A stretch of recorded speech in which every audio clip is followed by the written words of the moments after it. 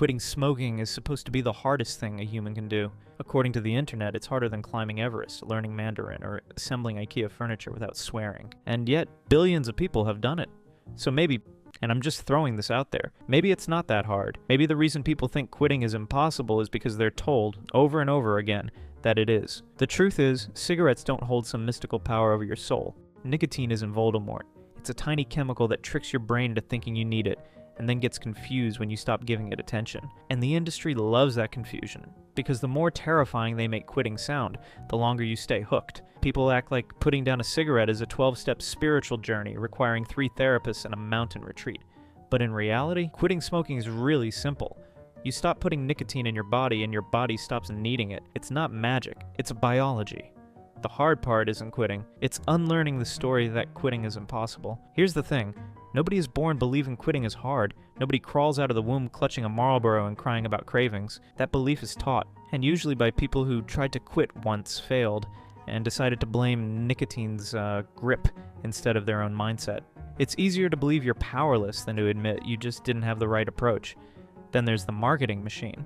Cigarette companies spend billions painting smoking as rebellious, relaxing and cool, sexy, and quitting is painful, miserable, sweaty, suffering, and restless. They want you to imagine 2 weeks of pacing around chewing gum and crying into a salad, because if you expect torture, you're far more likely to give up. Even friends and family help spread the myth. My uncle tried to quit 10 times before he finally did. My mate still craves cigarettes after 12 years. These stories make quitting sound like an eternal battle when in reality, they're just proof that most people go in unprepared. The belief that quitting is hell isn't a fact. It's a rumor, repeated so many times it became truth. Here's what nicotine actually is.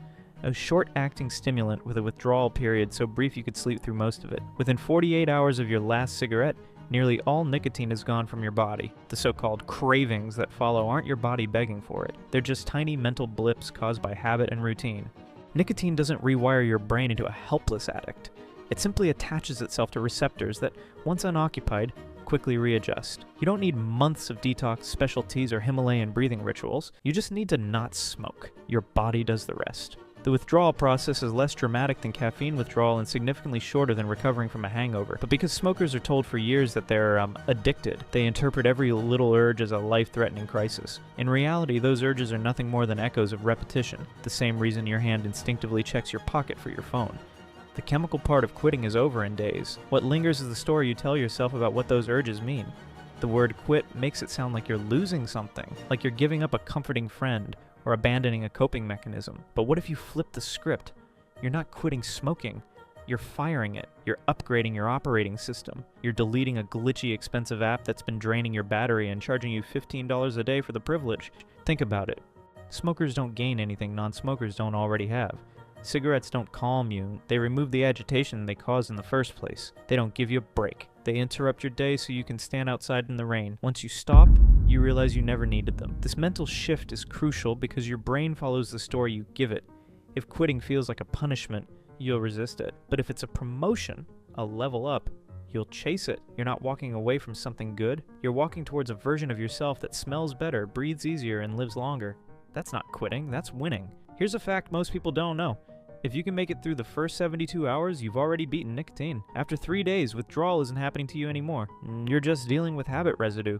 Most cravings last less than 5 minutes. That's shorter than a TikTok scroll session, a bad conversation, or the time it takes for an Uber to arrive. Cravings also don't build forever. They spike and fade like waves. If you do nothing, they pass. Even faster if you distract yourself. Most people relapse not because the craving was too strong, but because they panicked at the idea of it. They mistake a 5-minute itch for an unkillable monster. Think of cravings like a mosquito buzzing around your head. Annoying? Sure. Deadly? Absolutely not. If you swat it away a few times, eventually it stops showing up. And when you realize that the scariest part of quitting is 5 minutes of mild irritation, you stop fearing the process entirely. The cravings don't control you. You control them, simply by waiting them out. The biggest mistake people make when quitting is trying to resist cravings with pure willpower. Willpower is like Wi-Fi. It's strong in the morning, gone by 3 p.m. Instead, you want to replace the habit. Cigarettes are rarely about nicotine.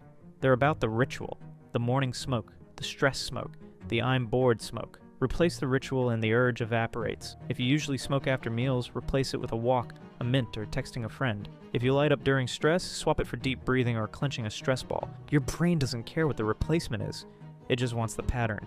Once it has that, it stops screaming for the cigarette. Also, engineer your environment. Keep cigarettes out of reach, avoid smoking triggers for a week, and change tiny routines, like where you stand for breaks. These tweaks tell your brain, we don't do that anymore. Resistance is exhausting, replacement is easy, and the easier you make quitting, the more your brain accepts that it's your new normal. Let's be honest, quitting isn't tough when you're at home watching Netflix. It's tough when you're drinking with friends, stressed at work, or waiting for a bus in the rain. These are cigarette situations, moments when your brain screams, this is where we smoke. Master them, and you're untouchable. The trick is preparation. Before you go into a known trigger situation, plan your alternative. Going to the pub? Bring gum. Feeling stressed? Step outside and call someone instead. Standing around waiting? Scroll your phone or listen to a podcast. By swapping the action before the craving hits, you disarm the pattern before it starts. Bomb has been defused. Also, don't romanticize the cigarette. That perfect smoke on a night out is just a chemical hit that will taste worse than you remember. Most relapses happen because people forget that smoking isn't actually enjoyable. It's just familiar. Break the association once, and every future trigger loses its power. Cigarette situations aren't traps, they're opportunities to prove you're in control. Here's the final boss of quitting: identity. As long as you think of yourself as a smoker trying to quit, you'll always be one slip up away from starting again. But the second you decide, I don't smoke, everything changes. Non-smokers don't debate whether to light up. They don't crave cigarettes. They don't identify with the habit. Reprogramming your identity starts with language. Stop saying, I'm trying to quit. Say, I don't smoke. Stop thinking, I need to resist. Think, that's just not who I am anymore. Your actions will start to follow the story you tell yourself. And the best part? Every smoke-free day reinforces the new identity. Each craving you ignore is proof. Each situation you master is evidence. Over time, your brain updates its script, and smoking stops even crossing your mind. Quitting isn't about willpower or discipline. It's about deciding who you are and then acting like it until your brain catches up. Here's a cheat code: curiosity. Most people approach quitting with dread, like they're about to endure months of suffering. But if you approach it with curiosity, everything changes. Treat every craving as an experiment. What happens if I ignore this one? How fast will it fade? How will I feel tomorrow? Curiosity keeps you engaged and takes the fear out of the process. Instead of a fight, quitting becomes a game, one where every small victory builds momentum. And momentum is addictive in a good way. Once you see how quickly cravings shrink and how good you feel without cigarettes, you'll want to keep going just to see what's next. This mindset also rewires your relationship with failure. A relapse isn't proof you're weak, it's just data. What triggered it? What would you do differently next time? Curiosity turns quitting from a battle into a puzzle, and puzzles are way easier to solve. Here's the truth. Quitting smoking is not a heroic quest. It's not a lifelong battle or a test of superhuman strength. It's a decision. One that billions of people weaker, busier, and more stressed than you've already made. You are not the exception. You're not doomed to smoke forever. You're one choice away from never needing a lighter again. Every cigarette you don't smoke is a vote for the life you want. Every craving you beat is proof that you're in control. And every day you go without one is a reminder that cigarettes never owned you. They just rented space in your routine. So stop treating quitting like it's a mountain and start treating it like what it really is: a switch. You flick it off and the rest is momentum. And if you ever doubt yourself, remember, the hardest part of quitting isn't nicotine. It's convincing yourself that it's hard. Hit subscribe because the next video might just help you quit something else you thought was impossible. So yeah, quitting smoking really is simple.